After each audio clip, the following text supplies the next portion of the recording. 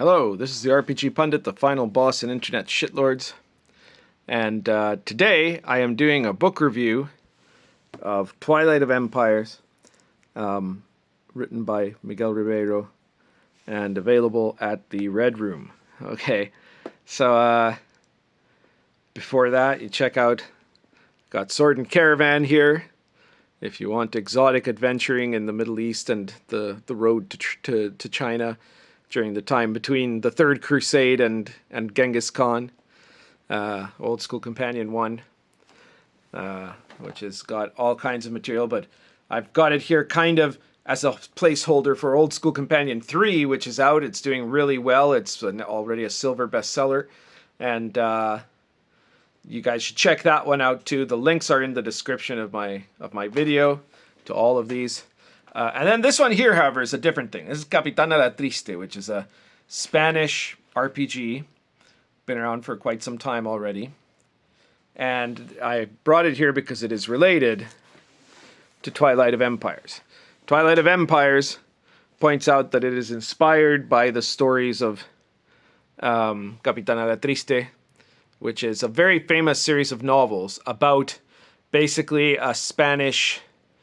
a guy who at one point would have been like a knight, but by the time that we're talking about, which is in the later 17th century, that age was already over, and basically Spain was in a process of terrible, lengthy, humiliating decline. And the adventures that he has in this kind of no longer so glorious empire. So Twilight of Empires is basically based on that. Now, this is an RPG that has two distinct... It's a very famous RPG in Spain and in the Spanish-speaking world. It's in Spanish. I don't remember if they did an English translation of this one or not. I think they might have, but I can't be sure. Anyways, it's got two disadvantages compared to Twilight of Empire. The first is that it is... only in Spanish. So if you don't read Spanish, you're not gonna be able to pick it up, unless of course they did do a translation. But the second is that it is not an OSR game, and it is not as detailed as Twilight of Empire. So Twilight of Empire has it beat on both those. Capitana la Triste is the guy that designed, I forget the name of the designer. This is Arturo Pérez Reverte, the author of the novels, but not the game designer. But however, whatever. In Spain, there was a long-standing habit of making Spanish versions of games that came from the U.S., right? So there's like Aquelarre is a ripoff of Call of Cthulhu. Capitana la Triste is a ripoff of GURPS, basically. With some innovative mechanics put in there, right? And it actually works quite good. I ran a short Capitana la Triste campaign, and it functioned very well for the setting it was trying to emulate. However, this is OSR, but it's not exactly OSR. In fact, they even say that they're not... they're technically not saying it's an OSR game, okay? Now, part of that might have been because I suspect this was all written right in the middle of the OGL crisis. There's some comics at the start here. Yeah, so Twilight of Empire is set in the 17th century, and I think the default is the idea of Spanish literary sources, so that you can although theoretically you can make a character from any number of different countries, the presumption is that the characters are mostly going to be Spaniards or Portuguese, because the Red Room people are Portuguese, unfortunately.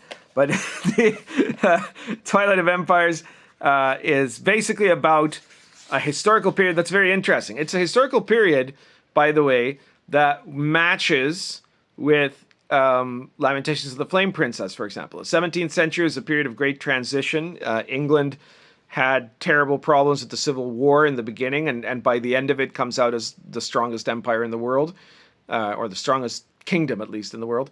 And France starts out not that great, and then ends up quite great by that point, only to, next century suffer terrible problems, but later on. And the Spanish start the 17th century having been shaken up by the total disaster that was the attempted invasion of the Spanish Armada in England, defeated by the magics of Dr. John Dee, of course. And it doesn't get better for them. Instead, it's just one long, slow series of humiliations after another, coupled with a terrible, crippling war that happens when the Netherlands try to separate from the rule of the Habsburgs. All of this was... my cat just... What are you doing, Domino? Domino just knocked down a bunch of books. All right. So sorry, I was saying that when the Dutch tried to basically become independent in that particular war, is the setting of most of the, or at least of the parts that I've seen of the Aletriste stories, and that was a brutal war. It was like Vietnam. It was the late Renaissance version of the Vietnam War, right? And that was just something that wrecked them. So all this is the same time period as the default time period of Lamentations of the Flame Princess, for example, right? It's quite a bit later than my own products. And one of the reasons why I've never done something about the 16 or 1700s is because I don't want to step on those toes, right? When I saw Capitana La Triste, I said, oh yeah, okay. There's already something really good for that, so I'm not going to do it. And obviously Miguel looked at it and said, oh yeah, I'm going to rip this off. I'm going to do this. I don't mean rip this off in a bad way, because he doesn't actually use, as I said, the game mechanics he's not using. The inspiration is not from the RPG, obviously. It's from these novels, which are very famous novels. So it's like, it's like you're doing an unauthorized version of Lord of the Rings or something like that. Let's put it that way. But yeah, that was his perspective on it. So he says it's OSR compatible.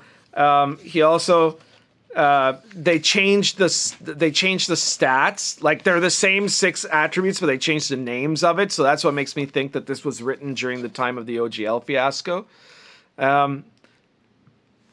So here it tells you what you can do with this game. Military adventures in many theaters of war, political intrigue in Madrid, Lisbon, Sevilla, and other major cities, maritime adventure with trader piracy, colonial expeditions in the Americas or Asia, criminal undertakings in Spain City, religious and inquisitorial investigations. And those are just some of the things, because basically this is a very open concept book. I think that all of those things are possible within the contents of this book. One of the great things is another reason why this book is better than this one. Again, obviously that's much older and what have you, but they have a ton of very good background material for the DM to understand, to know the context of. It just doesn't assume anything.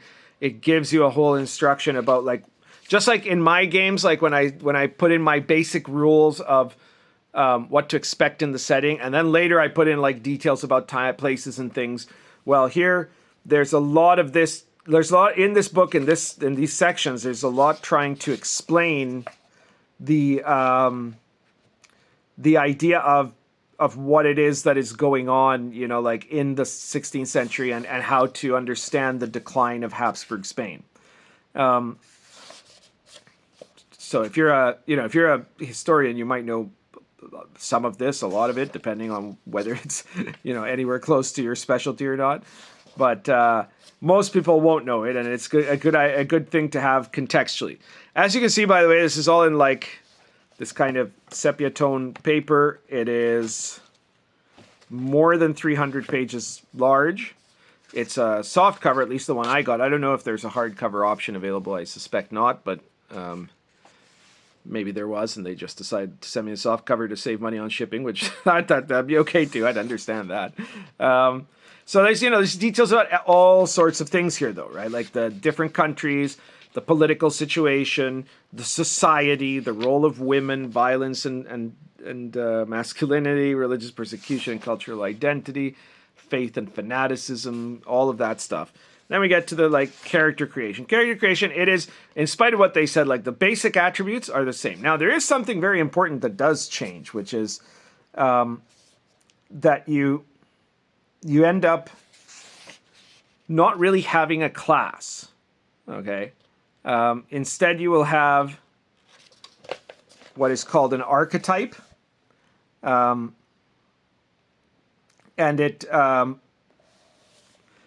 it works similarly to a class. Well, you'll see in a moment, but I'll point out they've put in some things that I think were inspired by them looking at my books, right? Like they've put in the like, you know, in my games, the first things you do is roll like on social class, right? And they've put that here. Now, I will note, game designer critique here.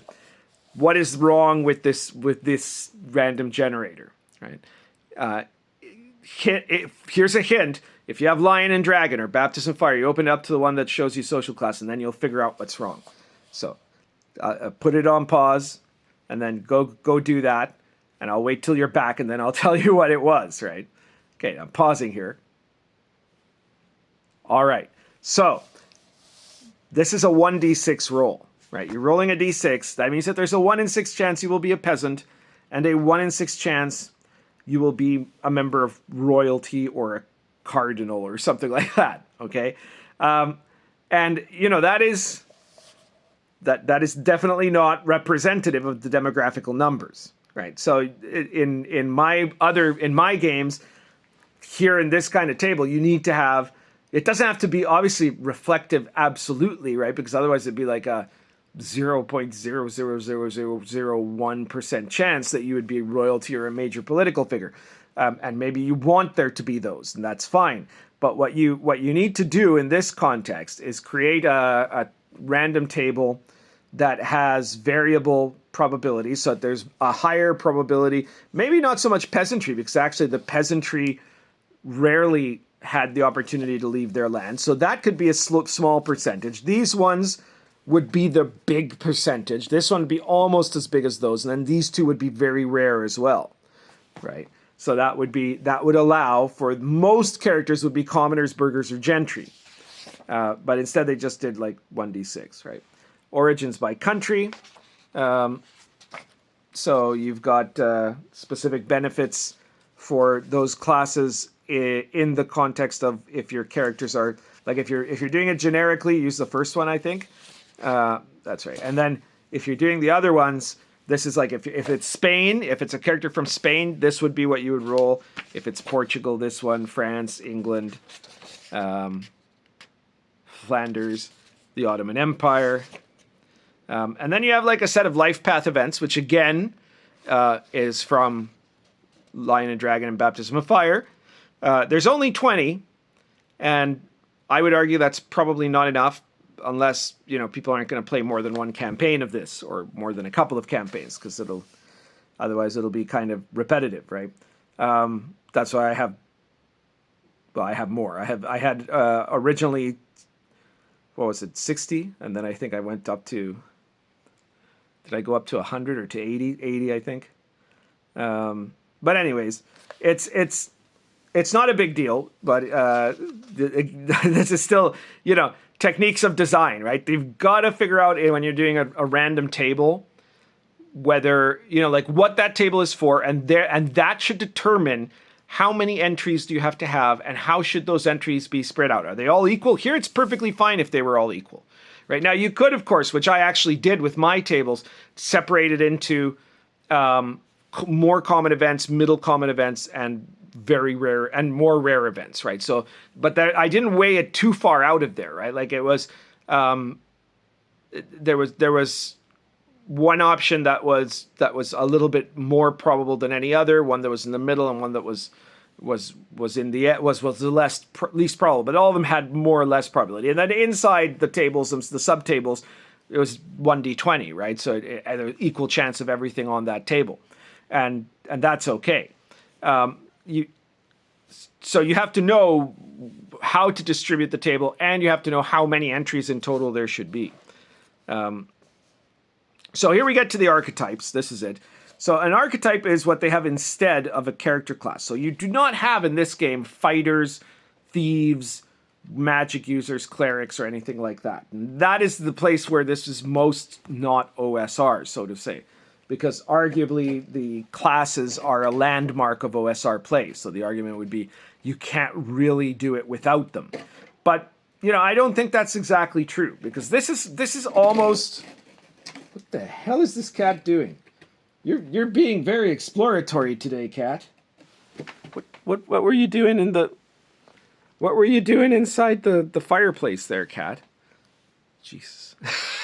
This cat is crazy. So, you know, like, I didn't do something quite like this, but in the Invisible College RPG, I have the character classes essentially are not real. Like, you can flip from one to another. So you can be a member of the Invisible College, you can be a Chaos Magician, or you can be a Templar, and at each level you can choose to take a level in whichever one of those three you want, right? And so essentially it's not a character class like a D&D character class, because it's not just like do a leveling or anything like that. It's that these just represent the area of study that you have undertaken, you know. Here it's a bit more, this is what my guy does, right? This is a career, right? So in each one, you get a number of skill points that allow you to select a set of skills and put, you know, those points into them. It tells you your starting hit points, health points they call it here. And then there are some perks and feats. This is I would argue this is almost like something that is more, the perks and the feats especially are things that make it less OSR also. Sample archetypes, you got a cavalry officer, a duelist sword master, a military officer, a naval officer. There she goes. Those zoomies, I tell you. A sailor, a soldier, courtier, diplomat, nobleman, spy, royal secretary, inquisitor, missionary, nun, priest, banker, barber, surgeon, lawyer, master craftsman, merchant, physician, scholar, bravo, professional gambler, smuggler. A bravo's a thug, basically. Thief, actor, actress, artist, writer, poet, alchemist, ritual magician, and that's it. But that is a lot. That is pretty much everything that one would reasonably want to have in a 17th century historical authentic book, right? So it's a very good selection. And so with the skills, you roll a d20. It's the same. It's the basic skill concept. The difference here is that there are only so many ranks you can take, right? So you can get up to like level 5 in masters. It's to say each one is just a +1 to the roll. You can also specialize, and you get skills by spending experience points.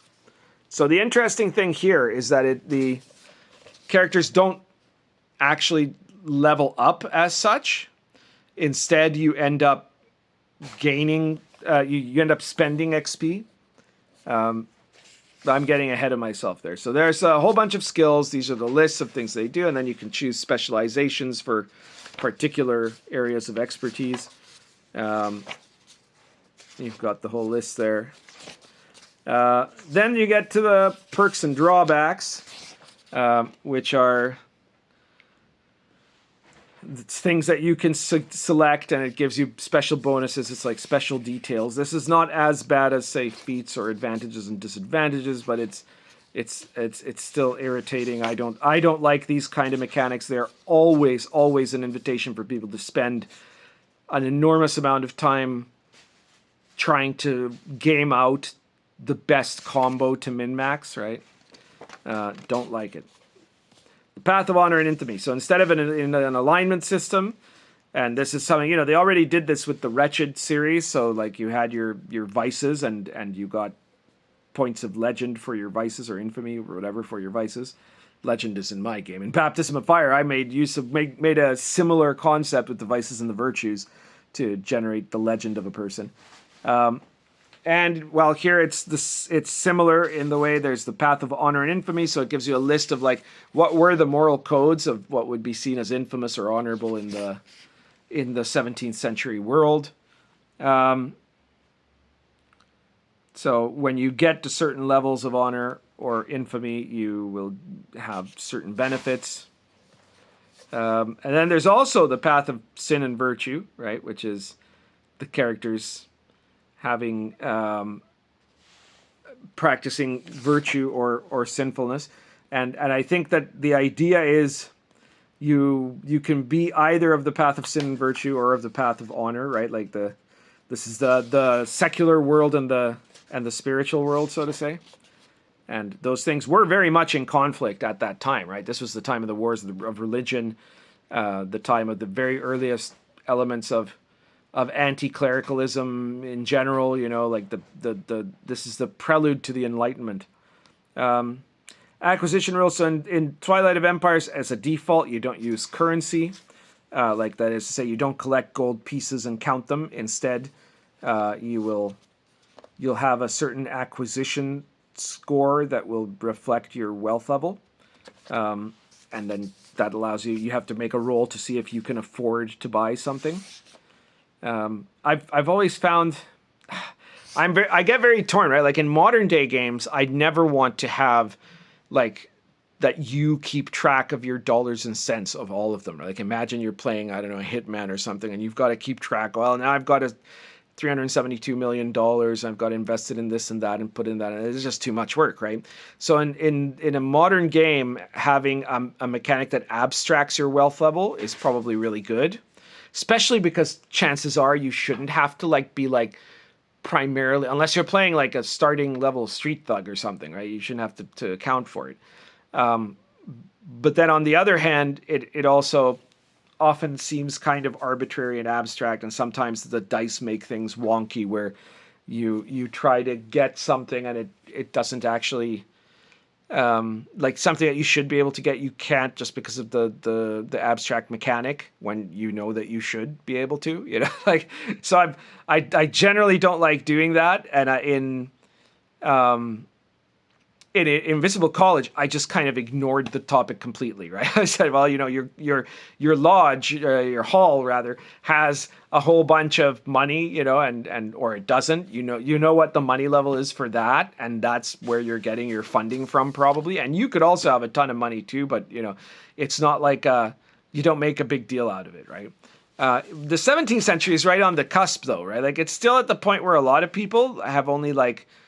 People aren't doing barter mostly by then. Instead, but there is money, but most people are like living, you know, out of pocket, right?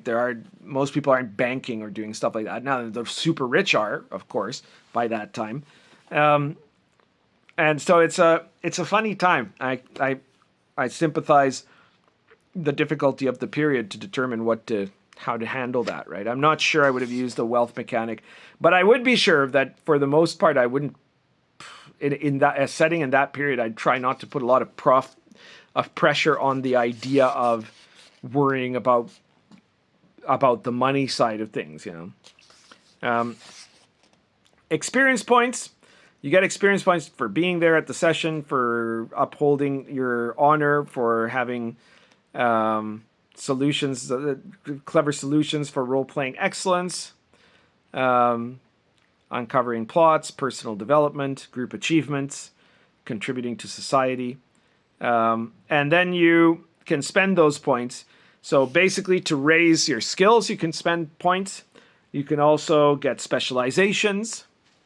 And you can also raise core attributes.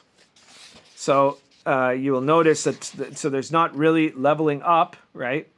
You can potentially gain new perks or remove drawbacks. And yeah, that's basically it. So without like the leveling up basically, and without the class, that makes this into a game that is very far, that is now very at the farthest fringe of what would be OSR, right? Because it's still very clearly the D&D mechanics, but sue me, cat. But it's not, you know, the D&D as we know it, because it no longer, like, it's one thing to replace class with archetype, but then when you get rid of level is pretty essential. You can play around with level. You can say there's level limits or whatever, but when you go all freeloading like this, where suddenly this also puts a lot of onus on the player. I would be worried to see. I know some players I have played with over the years that would now be like poring over all the skills, trying to figure out where to spend their little points, and you're going to have all these points in there that are that it turns into this. It's going to turn into this ridiculous min-maxing game. Like, that's what worries me. It also worries Domino. Domino is now investigating. She's finally figuring out, hey, what am I doing here, huh? Your illustrious ancestor, Meatball, she used to sit on the books. Yeah. Hey, oh, terrible violence. Okay. So, all right. So then there's, the combat rules. The combat rules have a few things that not all OSR games have. That's a truth. But like one of the things it has is like sword techniques and special advanced sword techniques, which is from the dueling. That is something that the Electricity game had, and that it was it's very important, because if in this time, this is the time of the musketeers and stuff like that, right? Everybody, you had to have a duel that would, it wouldn't be enough in combat to say just, well, I roll, okay, you get a 16, all right, you hit, you do 1d8, right? Like you have to have, there has to be that element of the style of the school of the fencing school that you belong to, right? And you're what you trained in, and so this part I understand completely why that should be that way, right? There's rules about dueling, of course, because this is the Spaniards. The more their empire collapsed, the more they like to have duels with each other. And there are other special sword combat situations. Then there's a critical hit table here that is based on type of damage. You roll a d20 and with the critical hit, and you see what happens. So very similar to in my games. I'm perfectly happy about that. By the way, don't misinterpret this for me being critical. On the contrary, I love it when people see something in one of my books that they like and then do it themselves. Sea battles. So, by the way, I am now already finished not only writing the first draft of my Vikings game, but I also sent it already to Chris Miller, and he has also already sent it back to me for me to proofread the first print proof, I guess it would be called, right? Or, well, not print, but it's because it's on PDF, right? But you know what I mean.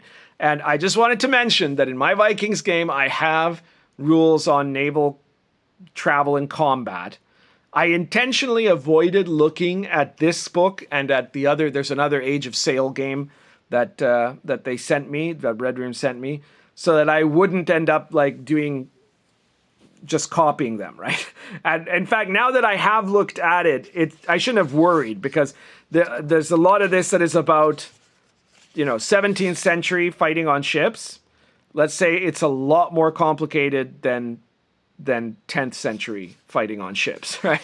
So in the Viking period, it was basically like you could shoot arrows and throw spears at each other. You could try to like block someone's escape, then jump on board and try to fight them. It was just brutal, and that there weren't that many sea battles in Viking history. They didn't really like to fight at sea at all. It was super dangerous for them. So, the rules are pretty simple. Here, the rules require a lot more complexities. The damage and healing, this is all pretty standard. There's rules for amputations. Obviously, a lot of these things are meant to be dangerous and can cause you serious problems. Fear and madness. Superstition. So you might be wondering, is this like all just normal, like normal world? Well, it's not exactly. What it is, like many of the Wretched books, the default assumes basically that you're just playing in the normal world, but they include stuff like rules for having religious miracles and for summoning demons and things like that. Saints, angels, demons, disfavor, angelic intervention, and magical, the alchemy and magical rituals, and there's all the demons. No, I don't think all the demons, but a bunch of demons from the Goetia are in here in the demon in the ritual magic section. So those are all things you can put in, right? You don't have to. You could just, fight a raccoon, or fight a cavalry lieutenant. But if you want to, you can fight a chimera, right? Or you could fight, what is this? Not a Draugr. Don't look at this one. That one's for the last Vikings. You could fight El Bombero, right? Or Guajona. Or you could end up fighting against, where are they here? There we go. The Demon Andrialphus or Asmodee, those are all possibilities in this book if you want to. But I mean, you can otherwise do it straight. Like the actual Captain Alachiste novels are entirely based in like the real world. They don't have any, supernatural or sci-fi or any other sort of element. Here you get even more sections and more details about what life is like and the setting and the context, the rules of honor, veterans, the life, the hardship, the military hierarchy, professional merchants and diplomats and criminals and actors, and religion in daily life. This is a time when the Inquisition still had a lot of power in Iberia, and social relationship and class hierarchy. Like there's a lot of really great info here about how to actually role play the setting, and that is an incredibly valuable thing to have if you're the DM, because you can also refer it to other people. And then you get the section on city life. The emphasis is in Madrid, right? Madrid is the epicenter of the Spanish Empire. But then you also get Seville, and then smaller cities are given a paragraph or two. This is very, very like, with Baptism of Fire or something like that.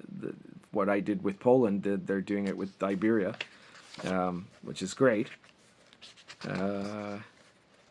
Flanders, then the Ottoman Empire, France. You get details on Italy. There you go. You got details on pretty much all the important places in that side of Europe, right? And plus the Ottoman Empire. England. So it's all quite good. I'm pretty impressed. Then there's a set of short plot hooks here near the end that allow you to give an idea of the kind of adventures you could have here, right? Like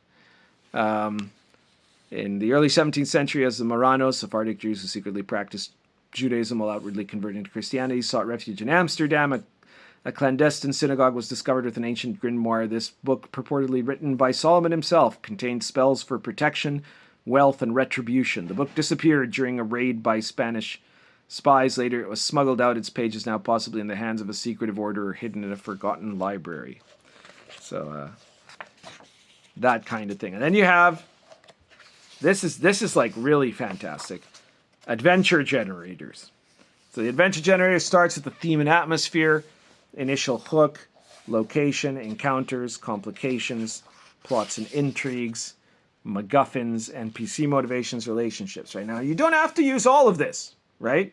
Like you could mix and match, right? This is a really good generator. This is a generator that obviously it's a lot of it's not a complex generator because it doesn't have tables that feed into tables in the style of Cults of Chaos, but it's a generator that allows for tremendous variation, right? Like you could just run you could run 50 adventures in a campaign with that generator and never get something even remotely the same, right? Then there's also like event tables, religious events, colonial events, social scandals, supernatural manifestations, merchant trade, criminal underworld, artistic, cultural, personal, inquisition, noble house, military unit. Like this again comes right out of the back of Sword and Caravan, that sort of thing, where you have like there I have merchant houses, nobles, mercenary companies, and all that sort of stuff, and all of them have a random table with some kind of like complication or something that you can roll up for them.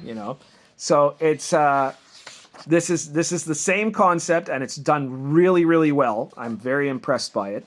Urban development issues, border incidents, urban unrest, lots of stuff. So this basically gives you, just right off there, a whole bunch of potential adventures to run. And then you get, finally, a sample adventure, The Torment of the Drowned. During the brutal 80 Years' War between the Spain and the Dutch, the adventure unfolds amidst the siege of Breda in 1625. Player characters are Spanish soldiers in a tercio, veterans, conscripts, or outcasts sent to prove their worth. Terrible despair and disease all over the place. And soldiers are spending their day enduring cannon fire and their nights peering into the mist where shapes seem to move. I mentioned it was, 17th century Vietnam, right? Something sinister stirs within the mist, pushing the limits of soldiers' loyalty, faith, and sanity. This is a horror-tinged military adventure where the natural horrors of siege warfare merge with the surreal dread of something unnatural in the fog. Pretty good. And there you go. Character sheet at the back. Twilight of the Empire. This is, to me, a really fantastic game. I'm very happy that they're doing essentially a historically authentic game. I'm especially happy that they're doing a historically authentic game that I would never have wanted to do, right? So that means, and not because I don't like it, but again, because they'd already done it, and so I'd never have decided to do this particular game, right? So that's all the better, because it's a good game and it's not competing directly with me, right? So fantastic. And I would say I would strongly recommend it to anyone who kind of likes that time period, who wants a kind of musketeering sort of campaign, or who's got a fantasy world that would have that same style. This would be very easily incorporable into that. There are parts of these rules themselves that go very far to the limits of what would be OSR play, if not beyond them. But the compatibility still works. So you can still take stuff out of this, put it into your game, and not really have to do any kind of conversion besides that, right? Like it's plug and play, right? So it's still fine. Like you could take any of this stuff in here and make use of it in one of my games, and it would work. So that is it basically. I would say I would very strongly recommend it. It doesn't have a lot of downsides, apart from having changed the name of ability scores just because, I'm guessing because people were afraid of the OGL thing or something at that time. Let me tell you, I've never been moved by any of that, but I can see why some people thought, oh no, because now they're going to start suing us. Never mind, they haven't sued anyone. Like TSR sued people. Wizards of the Coast doesn't bother, right? Because they realize that it's way too small fry for them to even care. So unless you're ripping off a trademark of theirs, you're not in danger, right? But anyways, other than that, I think it's great. I think it's really well done. Strangely, I kind of feel like the cover doesn't match, it's very cartoony in the cover, whereas everywhere else, something like this might have been better for the cover than this. Because look at that, right? That cover tells you something immediately about this is what's going on there, right? This one, it does, but it also does it in a way that makes you think, oh well, is it going to be funny? This guy looks kind of Tumblr-ish, or something. I don't know how to put it, but I just thought of that. But other than that, don't let the cover deceive you, right? Because the internals are super serious and very, very good. I guess that's everything for today. Please share this video if you like it. Share it anywhere where people find it interesting or get pissed off about it. Remember that reviews often get way less views than any other videos I make. So help me encourage me to do so by liking the video and by sharing it. And check out, I'll have the link to this book in the description below, and check out all of the links to my products in the description below.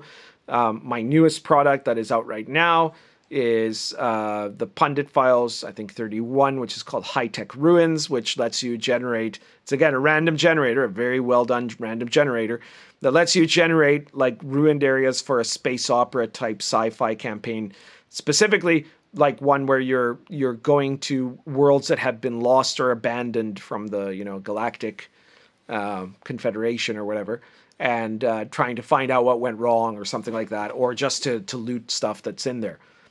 So check that out. It's also at the Red Room store. So if you go to Red Room store, you buy Twilight of the Empires, then you can also, if you got 350 left, you can also go to the Pundit Files section of the Red Room store and buy all the Pundit files you want. Each one of them is only 350. Okay, I don't know how much this costs. You'll have to check it out, and I don't think they have a price tag on it here. Obviously, if it's actually the print version, it'll be off Lulu, but I think you can get that from the Red Room store as well. So I guess that's everything for today. Be sure to check again the Old School Companion 3 as well, and just all my stuff. Currently smoking. This is Nira Poker plus Argento Roots.